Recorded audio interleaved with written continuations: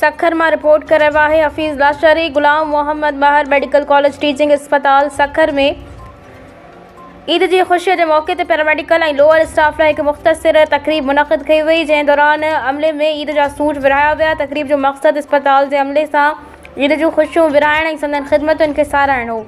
उन मौके पर गुलाम मोहम्मद बहार मेडिकल कॉलेज के प्रिंसिपल डॉक्टर मोहम्मद सालेह चना, अस्पताल के medical superintendent doctor Ahmed Mushtaba Memon और additional medical superintendent doctor Zahid Ahmed Malik अस्पताल के लोअर स्टाफ में ईद जा सूट तक़सीम किया। तकरीब में पाकिस्तान पैरामेडिकल स्टाफ एसोसिएशन जागवान अब्दुल क़यूम काजी फरीदुद्दीन बलोच, मुइन रज़ा सुमरो और PA medical superintendent Mohammad Ismail Mazari पिण शरीक थिया। उन मौके पर खिताब कंदे डॉक्टर मोहम्मद सालेह चना और डॉक्टर अहमद मुश्तबा मेमन चयो त जेको माण्हू पंहिंजे अमले और मज़दूरनि खे इज़त नथो ॾिए उहो पाण बि इज़त जो हक़दार नथो रहे। इन्हनि चयो त अस्पताल जो अमलो इंसान जी ख़िदमत जे अज़ीम मक़सद सां कमु करे रहियो आहे ऐं मरीज़नि जी सार संभाल हिकु मुक़दस ज़िम्मेवारी आहे।